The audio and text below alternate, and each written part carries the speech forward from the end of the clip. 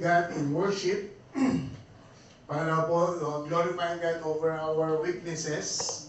Pangatlo po, glorifying God through our obedience. And the last one is glorifying God with the gospel of Christ. So sa ating unang session ay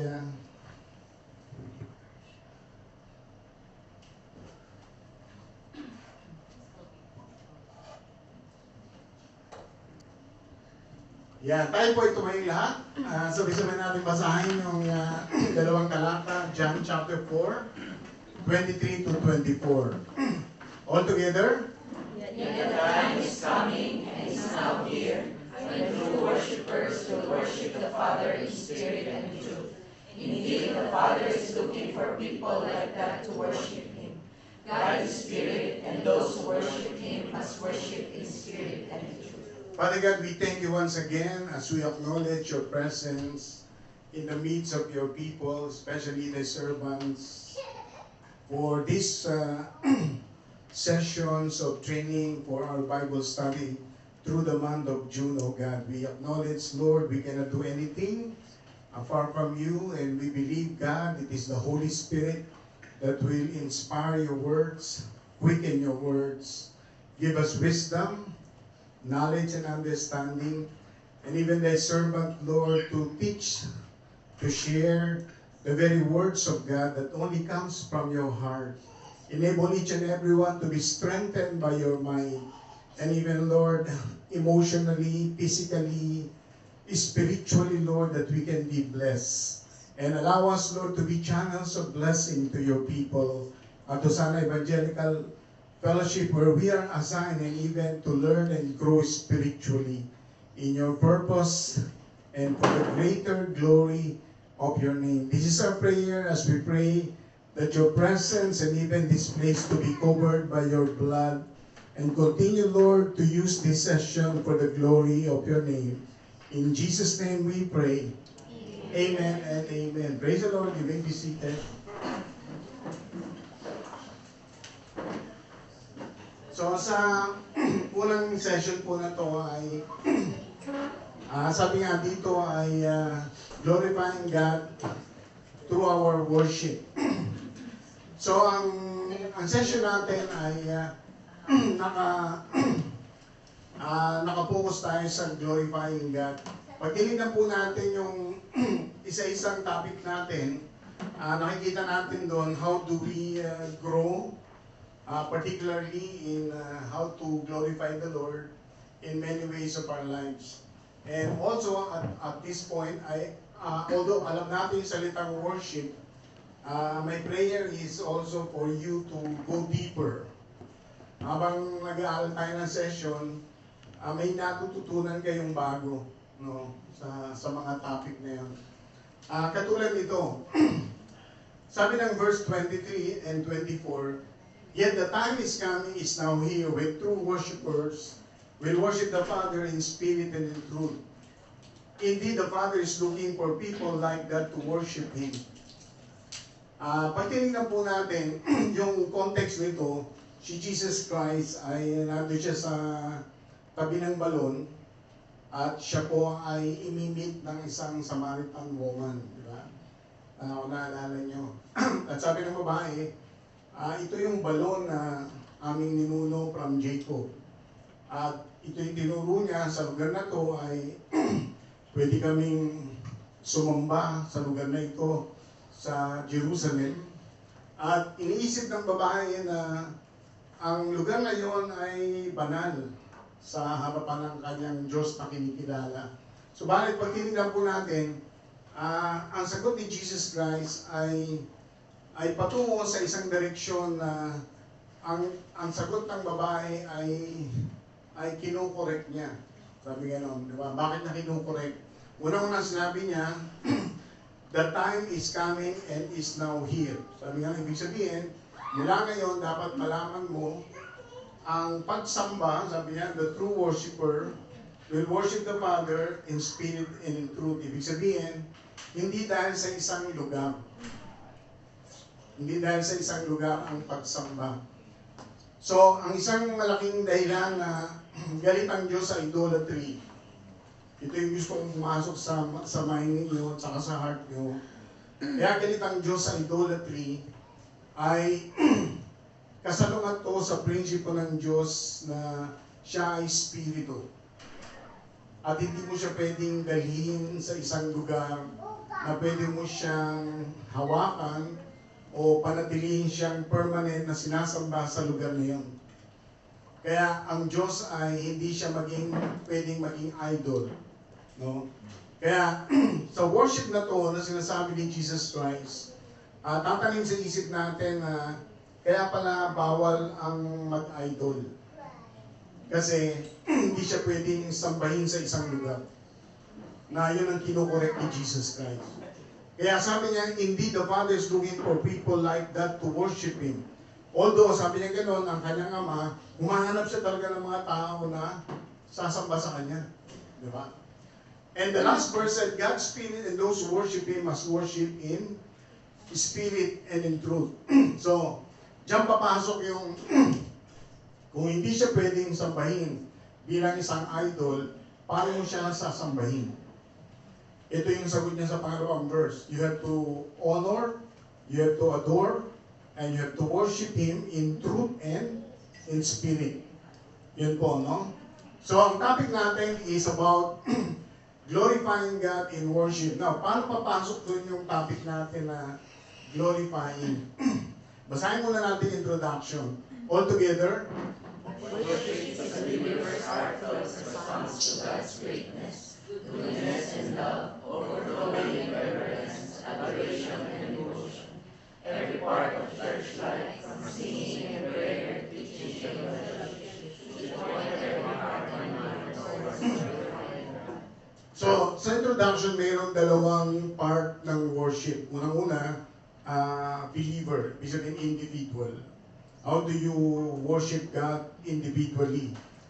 May nakalagay diyang heartfelt response to God's greatness, goodness, love, reverence, adoration. So, ibig sabihin sa atin, personal, we can worship the Lord only by our heart. Kaya nga, madalas, halimbawa, pag inisip mo, gusto kong sambahin ng Diyos, pagkagising mo, bago ka matulog, bago ka kumain, nasa metro ka, nasa sasakyan ka, nasa trabaho ka. Can you worship God? The answer is yes. Why? Because your heart is seen by God. And your heart can communicate with God. And your heart can respond to God wherever and whenever you are. No? Ganun po yung sa unang pahayag. How do we worship God individually as a believer? And pangalawa, sabi doon, sa church life, ibig sabihin ito yung tinatawag na corporate worship. Sa corporate worship, ito na yung sa normal na body of Christ. Every part of church life, from singing, prayer, teaching, and fellowship, should point every heart and mind towards glorifying God. Doon pumapasok yung sinasabing gano'n na sa sama-samang pagsamba, naroon dapat yung tinatawag na unity in spirit. Bakit unity? Kasi sabi nga dyan, no, every heart and every mind towards glorifying God. Ibig sabihin, hindi pwedeng nag-start na yung worship sa church, may mga nagpe-21 pa. Di ba? May mga busy sa ganitong ginagawa. May mga taong hindi attended sa ginagawang pagkanta, di ba? Kasi ang principle ng corporate worship ay every mind, every heart towards glorifying God. So, sa isang corporate worship, hindi pwedeng hindi nakatungo ng lahat sa Panginoon. Parang gano'n. Kaya nga kung tutusin, sinasabi nila na mahirap maging worship leader. Iyan ang isang dahilan kasi you want to get the attention of everyone inside the hall, inside the church, to participate. No? Gusto mong kunin yung kanilang mga attention na sama-sama na nagkakaisang sumasamba sa Panginoon. Yun ang dahilan. No? Kasi hindi totoong pagsamba yun kapag may sumasamba sa kaliwa, isa kanan hindi. May sumasamba sa harapan, sa likod hindi. Hindi tamang ano yun, corporate worship. Di ba? Kasi dapat sa tunay na pagsamba, sabi yan, should point every heart and mind. Ibig sabihin, may unity of the believers. Amen? Amen. Palapakan natin ang Panginoon. Question sa ating icebreaker, being a Christian, how do you see and express the difference of worshiping the living God? Ngayon, mga Kristiyano na tayo. Dati, may kanya-kanya tayong religion. Ma-attend din tayo ng mga church services. Ano yung nakikita mong difference sa pagkakaunawa mo at saka sa practice mo ngayon ng worship? Yan po yung tanong. Paano siya nakikita ngayon na ine-express yung totoong worship? Comparing hindi ka ba dati Christian, pwede sinasabi mo, asasamba ako ngayon. O diba? Parang gano'n. Pero, pareho lang ba siya? Sino gusto sumagot? Meron ba gusto sumagot? Any volunteer? Volunteer.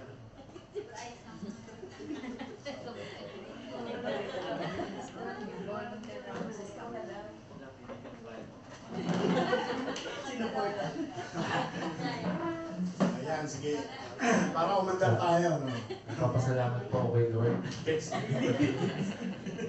Hindi, before po kasi, para sa akin po personally, ang malaking pagkakaiba po ng worship is before po ang worship, akala ko tuwing church day lang or tuwing may araw lang ng pagpunta sa church. But now I understand that yung worship po pala is a lifestyle.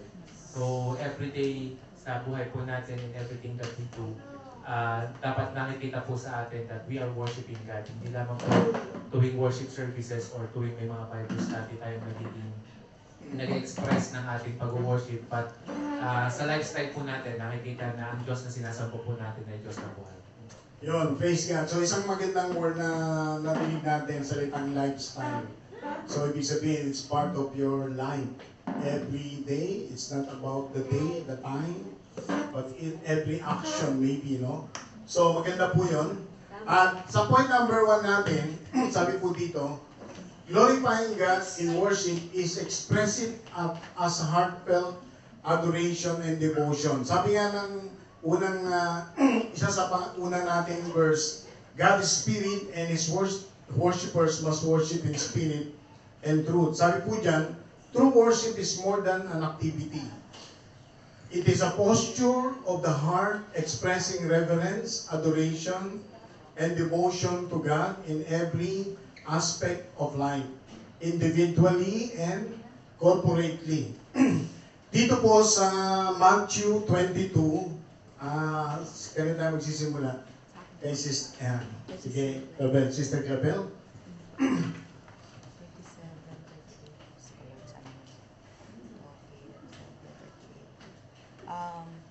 Jesus replied, "Love the Lord your God with all your heart and with all your soul and with all your mind. This is the first and greatest commandment." Yan, siya. Susunod, Deuteronomy. Deuteronomy 6:4-5.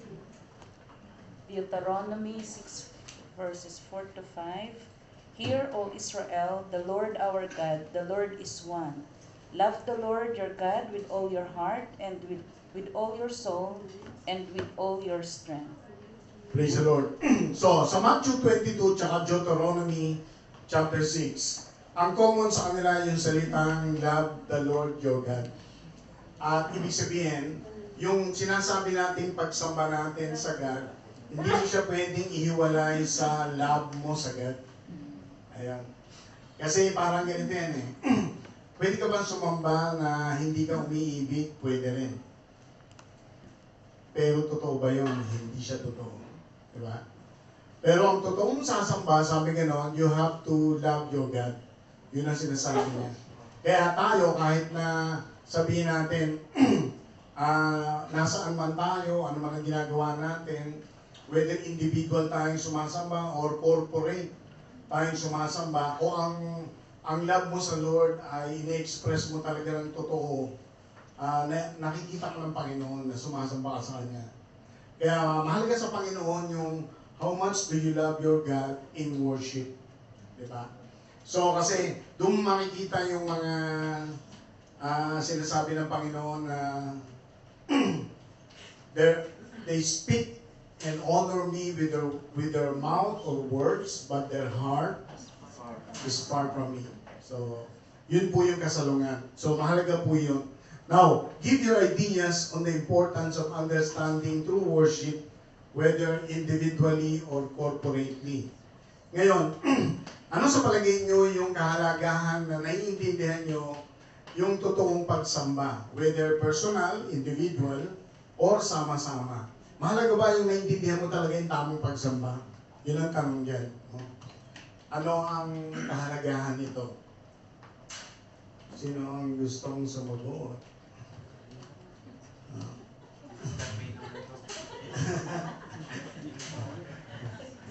Ano yung pababa naman ha? Pasalubong ha? Absent po kasi kami. Susunod yan, Sister Alma, kasi pasalubong daw yung ano. Yan po. Nung in continuation po ni Deacon Brian, nung po ako ay nasa RC, party po ako ng choir. Tapos ngayon po ay part po ako ng praise and worship. There's a big difference po. Ginagawa ko po nung maging part ng choir ay para magkaroon ng additional sa grade and para din po siguro mag-show off na kaya mong kumanta, not understanding why you're doing it. Now po, as a growing Christian, binabago ng Lord everyday, ginagamit po ito ng Lord another way to have a fellowship with Him, have intimate na pakikipag-usap sa Kanya. Na sa pag-aawit po natin, hindi lamang po ito isang awitin, but also reverence to Him, offering every single lyrics na nasa awitin po na kinakanta natin. So praise the Lord po. Yan, praise the Lord. Sino pa ang gustong magdagdag? Si Sister Alma, ikaw na ba? Para sa akin din po, being a Christian now is a big difference on understanding how to worship the Lord. Kasi being an RC before, kabisado ko rin yung lahat ng mga kanta nila. Pero parang wala, hindi ko siya ma-feel. Samantalang nung Christian na ako is actually sa worship, ako muling kinatagpo ng Lord na talagang sa awitan pa lang ay umiiyak na ako. So, nandun talaga yung, mapifeel mo yung presence niya, yung Holy Spirit na nandun talaga, may Holy Spirit, yung totoong Holy Spirit. Samantalang noon, though we know na we have the Father, Son, and Holy Spirit, pero parang hindi talaga feel na meron talagang Holy Spirit. Ano lang siya by word na inaaral namin dati na at Trinity, Father, Son, and Holy Spirit. Pero nung naging Christian ako, talagang naramdaman ko na meron talagang presence yung Holy Spirit. Yan, praise the Lord. Ngayon, kung sino magtuturo nito, gusto kong banggitin ito. Express it as heartfelt adoration. Ang malaking kaibahan na dapat na ma-realize natin ngayon, kung totoo yung pagsamba natin, iniisip mo yung sarili mo, haharap ka sa buhay na Diyos, at dapat malinis ka, at karapat-dapat ka. So in short, you will never face God in worship without asking forgiveness of your sins. Tayo ba, umattend ba tayo ng church na humingi ka muna ng forgiveness? I don't know kung ginagawa niya yan. Lalo na kung ikaw ay lingkod na tatayo, naisip mo ba na gagamitin kaya ako ng Lord na to, na hindi ako magiging karapat-dapat sa kanyang harapan? Kasi ano to, totoong pagsamba to eh. Kung tutuusin, kung matutunaw tayo o babagsak tayo, katulad sa Acts 5, naharapin mo yung Holy Spirit, baka mauubos ang miyembro natin. Di ba? Bawat worship ay mag-collapse tayo because we lie unto the Holy Spirit. Di ba? Kaya pansinin nyo to, kapag nagturo kayo nito, sabihin nyo, ito yung hinahanap ng Diyos. Heartfelt. Totoo kang sasamba. Hihingi ka ng tawad bago ka humarap sa Kanya. bago ka magsalita, ay iniisip mo na ako ba'y malinis sa kanyang harapan. Di ba? So, mahalaga po yung pagsamba na totoo. Di ba? Pangalawa, worship through your work anywhere. Isa pa to. Pwede ba tayong sumamba nagtatrabaho tayo? Di ba? So, sabi dyan, whatever you do, do everything for the glory of God. Sabi gano'n. So, we are talking about the glory of God. And the glory of God cannot be differentiated from the presence of God. No? Yun din po yung presensya ng Panginoon. Sabi nga dito, sabay-sabay natin basahin to yung white and yellow all together. Whether you're a stay-at-home parent, a student, or a professional, bring an attitude of worship. Do everything as if unto Him, knowing that your work has purpose and that you are using your talents to serve Him. So, yan po yung sinasabi na talagang sinulat ko yan. Huwag niyo sabihin work from home kayo, no? Stay at home kayo, o hindi kayo nagtatrabaho. You're a parent, you're a student, you're a professional, meron ka rin ginagawa, ibig sabihin, any time of the day, meron kang agenda for the day, or ano man ang gagawin mo, whether for the church, for your profession, for your career, for yourself, for the family. Sabi nga nun, yung totoong worship, you do it anywhere because God is omnipresent. Amen? God is omnipresent. So, remember the word glory, ito yung dapat, sabi nga, bawat session dapat may natututunan tayo na iba. The word glory is about the power and the presence of God.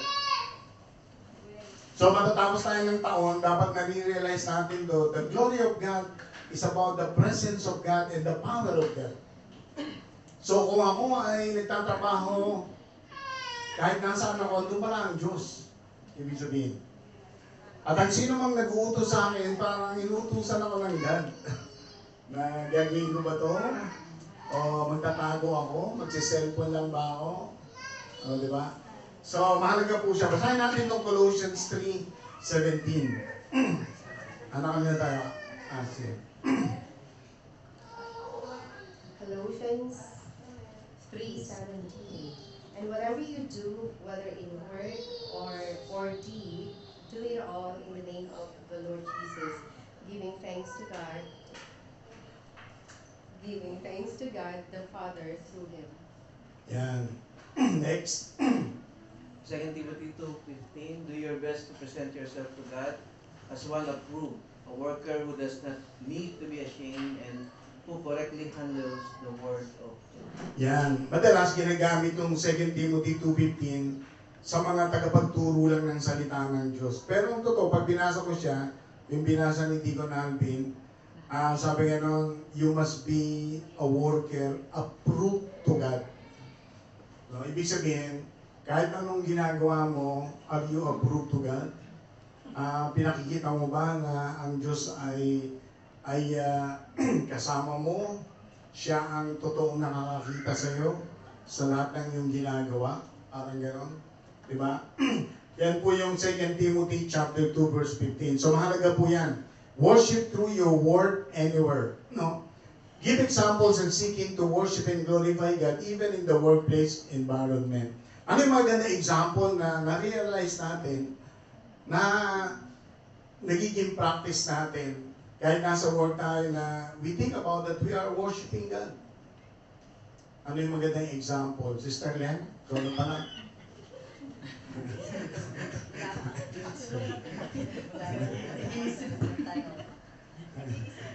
Example. Ayun po. Hindi po gumagana yung video. Para sa akin po, seeking to worship and glorify God even nasa workplace.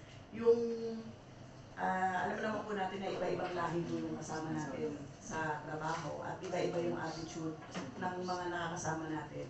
Siguro po para sa akin yung stay calm kapag merong mga nasasabi sa'yo, yung mga kasama mo sa work, and hindi pumapatol sa mga ano nila, sa mga hindi magagandang salita. Lalong-lalo na sa mga boss, alam nyo na yung nangyari nung nakaraan. So, lagi natin iisipin na yun nga yung sinabi, yung binasa ni Sister Ivy kanina na whatever you do, whether you eat or drink, do it all for the glory of God. So kahit ano po ang ginagawa natin, isipin po natin kung talagang nakaka-glorify sa Panginoon. Kung may sasabihin man po tayo, isipin po muna natin kung maganda po ba ito or makaka-glorify pa sa Panginoon. Kung hindi po ay itikom na lang po natin ang ating mga bibig. And we should set an example din po sa ating mga workmates, sa ating workplaces, na makita po sa atin na tayo po ay anak ng Panginoon, na tayo po ay Kristiyano. So, Yun, thank you very much. Parapahan po natin ang Panginoon. So, mahalaga po yan, no, yun sa workplace natin. Kasi, very common na na-realize pa natin, halimbawa, na kung tayo ay gumagawa, we just don't think about the negative side. Tingnan din natin mga positive. Pag sinabi natin we are glorifying God, when you do your best, halimbawa, pinagawa ka ng memo, letter, you do your best, you glorify the Lord. At pag sinabing umaten ka o pumapasok ka ng tamang oras, you glorify the Lord. Kasi nasa tamang oras ka eh. At umuwi ka rin sa tamang oras. Di ba? So, you glorify the Lord. Di ba? O kung nag-overtime ka, you extend more, well, God knows about what you're doing. Kasi ang masakit nito ganito. Minsan, pag may katabi tayong na-promote, at iniisip mo, mas magaling ka sa kanya, sasama ang loob natin, di ba? Pero ang tanong, pag ikaw ay Christian, hindi yung tao ang nagpo-promote sa iyo. Ang nagpo-promote sa iyo, yung totoong nakakakita. And we cannot deny it. Baka meron tayong ginagawa na hindi appropriate, o sabihin natin, hindi ka tanggap-tanggap sa Lord. Kasi pag tayo ipopromote, Panginoon ang unang magpo-promote sa atin. Amen? Parapahan natin ang Panginoon. Point number 3, worship God as a living sacrifice. Sabi natin ba sa Endos, Romans 12:1-2? Therefore, I urge you, brethren, by the mercies of God, to present your bodies a living and holy sacrifice, acceptable to God, which is your spiritual service of worship. And do not conform to this world, but be transformed by the renewing of your mind, so that you may prove that which is good and acceptable and perfect. So, praise the Lord. Dito po sa point number 3 sa glorifying God in worship, sa verse na to ay binanggit na talaga ano ba yung will ng Panginoon sa totoong pagsamba. Ano yung will niya sa totoong pagsamba. Sabi niya ganon, you present your bodies a living and holy sacrifice, which is your spiritual service of worship. Ibig sabihin, kung titignan mo yung Old Testament, ang pagsamba nila, nag-o-offer pa sila ng mga hayop na pinapatay. Di ba? Nag-o-offer sila ng pinakamaganda, walang dungis, walang sakit, walang pilay, walang puna na hindi maganda. Pero sa atin, sabi ko na, ang pagsamba natin ay tayo ay buhay, hindi tayo papatayin. No? Sabi mo sa katabi mo, hindi ka papatayin. Hindi ka papatayin. Di ba? Buhay ka. Na dapat sumamba ka ng buhay. You are a living sacrifice. So, ibig sabihin, kung yun ang hinahanap ng Diyos na tayo ay buhay na sumasamba, ibig sabihin, mula sa isip natin, ang Diyos lang iniisip natin. Number 1 siya. Kasi, sabi mo mula sa isip mo, be transformed by the renewing of your mind. Kasi, pag hindi ka na-transform talaga, ang mind natin, worldly tayo. Tingnan nyo, worldly tayo na mo. Do not be conformed to this world. Kaya yung mga distracted sa mundo, they cannot worship God. Totoo yun. Pag distracted ka, paano ka atin ang worship kung yung mind mo ay punong-puno ng sanglibutan? Hindi ka makapagsamba. Kasi yun yung ano niya eh. Yun yung salita niya, which is true talaga. Di ba? So, yan ang totoong pagsamba. Sabi gano'n, we have to present ourselves as a living sacrifice, renew our mind that you may prove what the will of God is, and that it will be good, acceptable, and perfect will of God. So, yan po ay napakahalaga na maunawaan natin bilang tamang pagsamba. Worship is both personal and corporate, expressing love for God and glorifying Him in every aspect of life, reflecting the believer's union with Christ. Properly understood, all of life for the Christian should be an expression of worship to God. Basahin natin ito, Hebrews 13, hanggang tayo.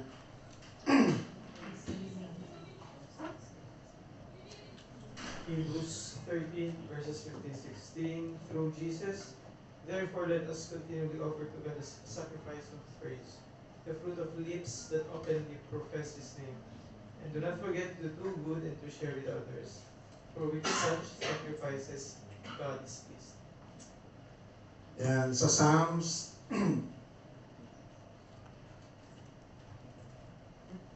51, yan.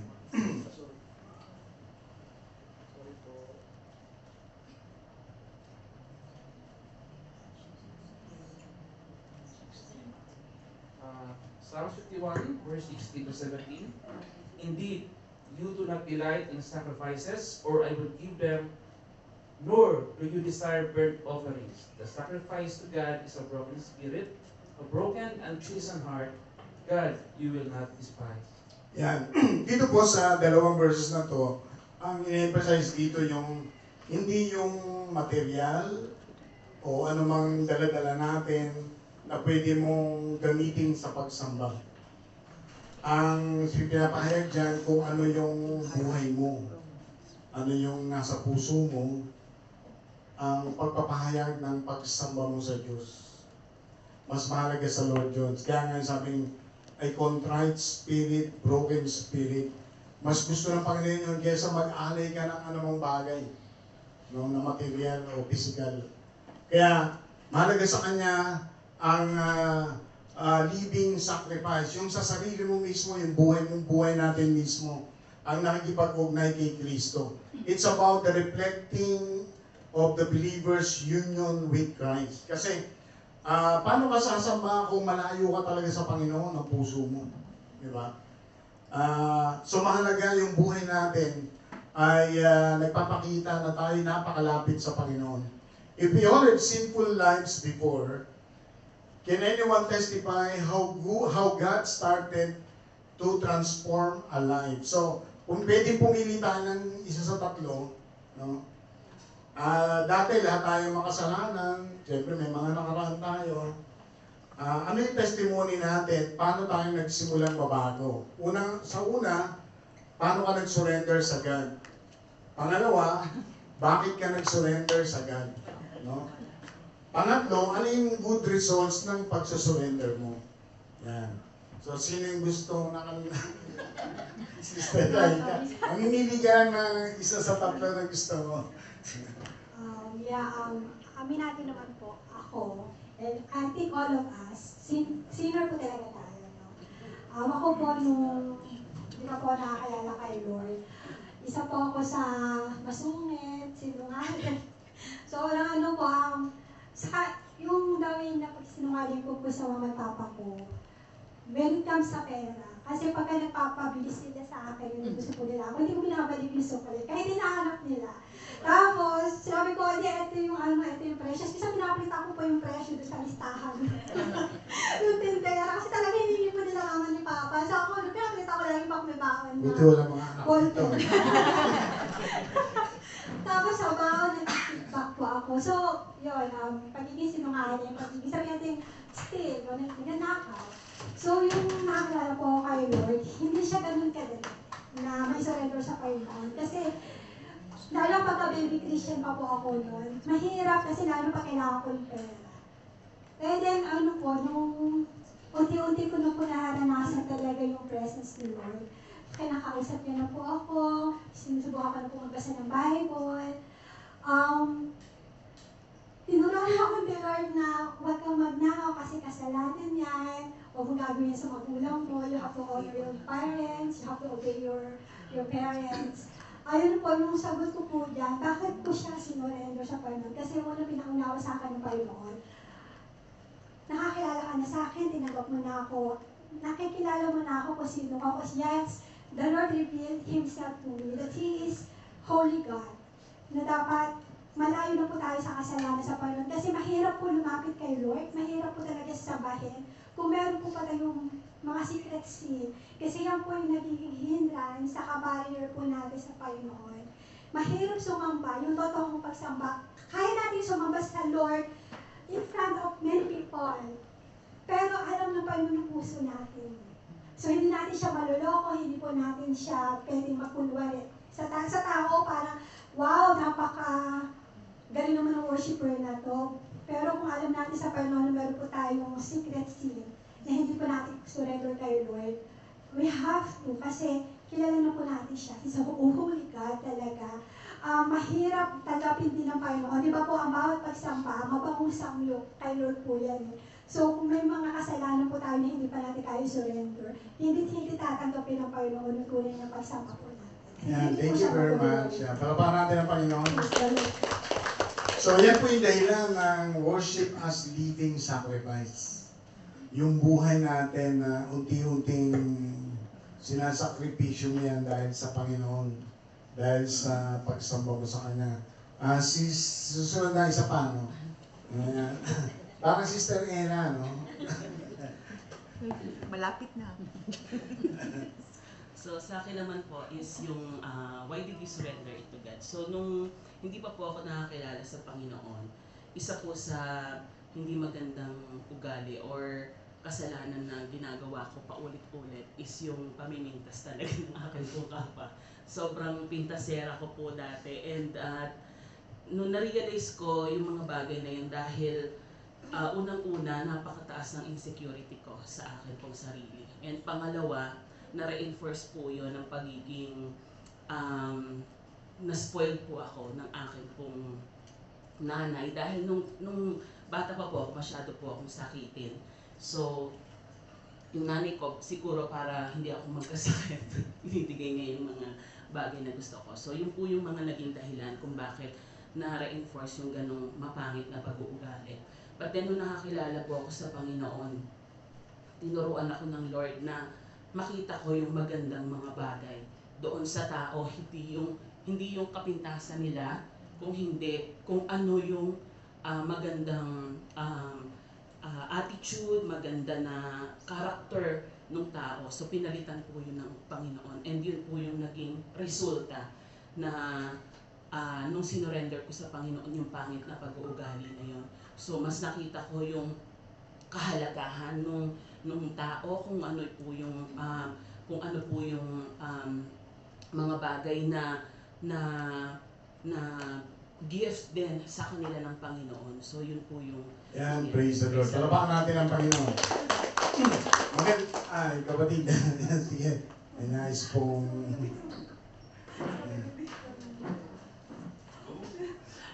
Sasagutin po. Ayan, praise. Ayan, parang from B to C yung kailangan may result, di ba? Ayan, why did you surrender to God? Isang kadahilanan is that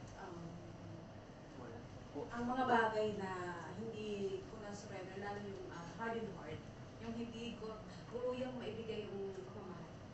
You used to say, man kita, I love you like that. Pero hindi mo talaga siya sinurrender sa Lord. Siya yung naghihinto sa pag-overflow ng blessing ng Lord. Way back then, may nakausap ako, specifically sa Ate Joanne, actually. Nag-share ako sa kanya before.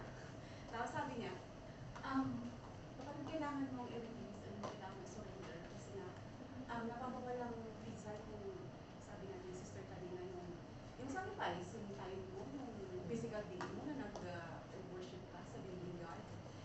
Yun ang isa sa mga bagay na hindi makadiretso, hindi makapasok yung pagpapala ng Diyos. Ang dami kong hindi yung pagpapala, syempre, financial, yung pusong masaya, hindi ko siya magawa kasi hindi ko siya sinusurrender talaga sa Lord. yung sarili ko at saka yung mga tao. So as a good result, sa September, naramdaman at naranasan ko yung Lord. Pinadaya niya ako sa financial. Nakapag-manage ako na, sapat sa akin na nakakatulong ako sa friends back home. And naging, ang parang maluwang sa kalooban and masaya yung puso ko. And I praise and thank the Lord doon sa kanya. And thank you, Nicole, for pushing mo na sasagot mo. Yeah, praise the Lord sa magandang mga pagtutukan nila. Praise the Lord. Last point natin sa first topic natin, glorifying God in worship. Corporate worship unites believers to glorify God. Sabi ng Acts 2:42, ito yung mga unang believers, no? Sa chapter 2 ng Acts. So, sila yung mga unang Kristiyano eh. Sabi ganon, they were continually devoting themselves. Ibig sabihin, lahat sila. At makikita mo yung unity nila kasi lahat sila niyan, ginagawa nila yan, teaching, fellowship, breaking of bread, prayer, every day. No? Ginagawa nila yan. Kaya napakalaga na maunawaan natin yung hindi lamang sa individual worship, pero yung corporate worship na nagkakaisa yung mga mananampalataya. Worship is central to the life of the church, serving as the believer's heartfelt response to God's greatness, goodness, and love. All aspect of a church service, ito po yung mga elements sa loob ng worship service. May element of prayer, element of singing, element of teaching, element of fellowship, element of giving, and ordinances like Lord's Supper, communion, or can be worshipful, glorifying God, and uniting believers. Basahin natin doon sa Acts 2:46 and 47.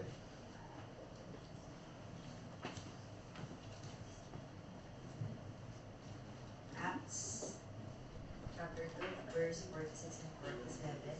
Every day they continued to meet together in the temple courts. They broke the bread in their homes and ate together with glad and sincere hearts, praising God and enjoying the favor of all the people. And the Lord added to the number daily those who were being saved. Yan. Ephesians 5. Ephesians 5. Do not get drunk on the wine, which leads to the debauchery. Instead, be filled with the Spirit, speaking to the one another with psalms, hymns, and songs from the Spirit. Sing and make music from your heart to the Lord. Yan. So ito po yung mga example, lalo po sa Acts chapter 2 na sinasabi po dyan. Daily ginagawa nila yun. At ang magandang result doon, sabi nga, and the Lord added to them souls daily. Kaya pag tinignan mo, pag ang Diyos ay nalulugod sa pagsamba sa Kanya, siya yung nagdadagdag ng kaluluwa. No? Siya yung nagdadagdag ng nabuborn again. Kaya po mahalaga po yan. Now, name the elements in the church service and how can it be improved to be more glorifying to the Lord. Yung elements, yun yung mga sinabi ko kanina. Sa service, merong, di ba, merong fellowship time, worship time, teaching time, di ba, mga gano'n. Ano sa tingin nyo yung element na at paano ito pa may improve na maging glorifying sa Lord? Yan. Sinong nakalimutan? Sasabi ko ba? Yan. Ano lang naman, idea lang naman.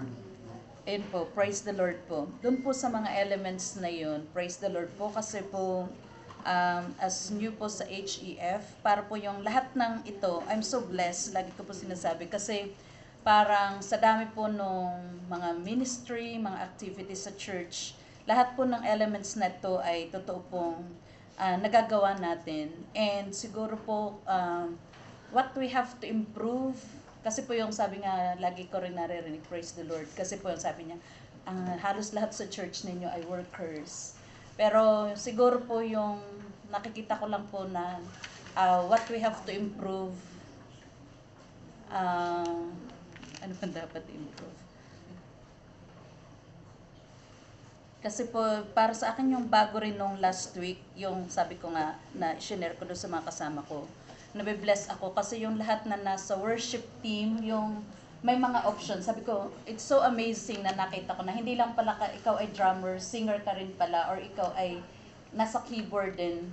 Sa teaching, I'm so blessed din po na nakita ko rin yung improvement sa mga bata. Yung discipline, distribution ng mga teachers, yung mga bagong kabataan. Nakaka-bless na makita mo na ganun pala sila kagaling magturo. And ganun din po sa praise and worship. Yung nakikita ko rin po na napaka-bless yung mga songs na ginagamit. Even sa akin po, ngayon ko lang dinarinig yung dito sa pagpunta sa Dubai, yung Planet Shakers.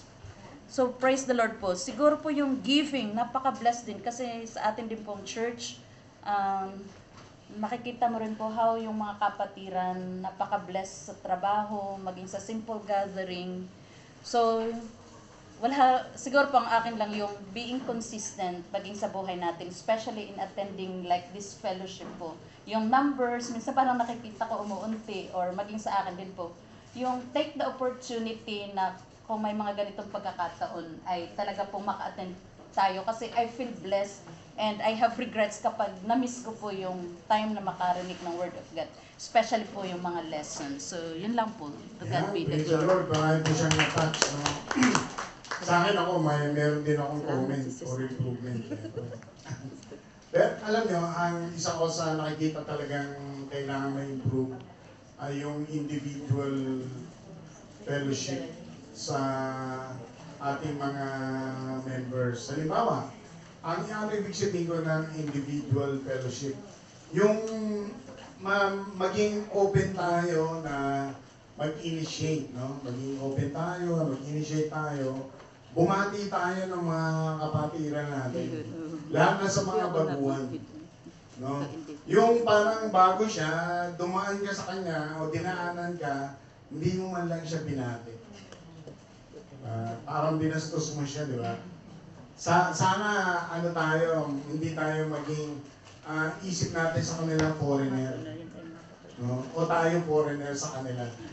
Dapat hindi tayo ganun. Kasi di ba sabi lang, you are no longer foreigner.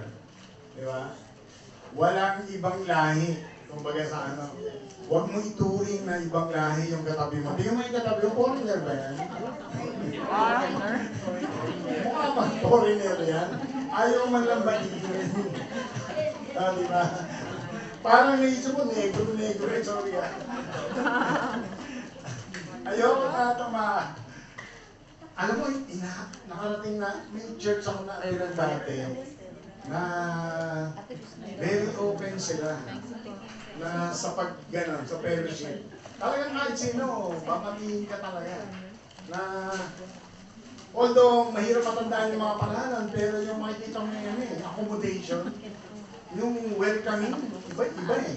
Iba yung nararamdaman mo. Diba? So sana, yun ang gusto kong number one na improve kasi nakakahiya, may mga bago tayo, hindi nila naramdaman na welcome sila. Hello? Sabi mo nga sa katabi mo, mag-welcome ka naman. Mag-welcome na po kami. Kasi nakakaya talaga na may mga bago. Hindi man lang sila na-welcome na ano, nakakabaya ako, kapatid, sino ka, taga saan ka? Taga-dena ako, baka malapit lang tayo, mga ganun ba? Yung kakasabi mo, ano pangalan mo? Ako si ganito. Si brother, tawagin mo na ako ganito. Yung ganun ba? Yung welcome na normal. Ay, hanap ko yan sa hip. Nakakalungkot. Nalulungkot ako dyan. Kaya tandaan yan, nalulungkot ako dyan. Ang conclusion natin, sabi po dito, worship is all about God's presence in glory.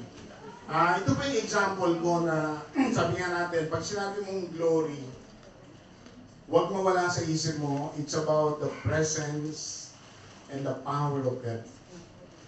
O, sabay-sabay natin itong basahin. Ito yung pinakamaliit na translation kasi. Dalawang verses yan, 13 to 14. Then, a billowing cloud filled the temple of God, The The priests priest- couldn't even carry out their duties because of the cloud, the glory of God that filled the temple of God. Ano ba yung nangyari dito habang nasa templo sila? Bumaba ang cloud sa kanila. At naranasan nila yung very presence of God. At kaya sinasabi ng Bible, the cloud filled the temple. The priest couldn't even carry out their duties because of the cloud, the glory of God. Ibig sabihin, parang nagwo-worship kayo, halimbawa nag-aawitan kayo, biglang bumaba yung cloud. At yung mga nagda-drums, yung mga nagigitara, yung mga nag-o-organ, hindi na nila malaman, hindi na nila makita kung paano nila itutuloy yung pag-awit nila. Kasi yung presence ng God, andun na. Bumaba na sa kanila. Ayun yung naranasan nila. Yun yung glory of God. Na sa ating pagsamba, hindi tayo nag-expect ng cloud. Pero in-expect pa rin natin yung glory of God, yung presence niya. Amen? Yung presence niya, yung totoong nararamdaman mo, andun siya talaga. Andun ang Diyos sa kalagitnaan natin. Na ito yung in-expect dapat talaga natin. So true worship is about acknowledging God's word, submitting to His authority, seeking to glorify Him in every aspect. In the church, worship unites the believers in spirit and purpose. It reminds us who is the focus of our lives and strengthens our faith corporately. Kaya po, sa sama-samang pagsamba, ang dapat nasa mind natin ay paano nararanasan natin lahat ang presensya ng Panginoon sa loob ng worship hall. Sa loob ng worship hall. Sabay-sabay natin basahin ito, ating prayer time. I pray that God will always be the central part of our lives, individually and in the unity of the believers, fellowship and adoration and honor to God. I pray that all Christians will experience the true practice of worship as part of their everyday life, giving glory to God.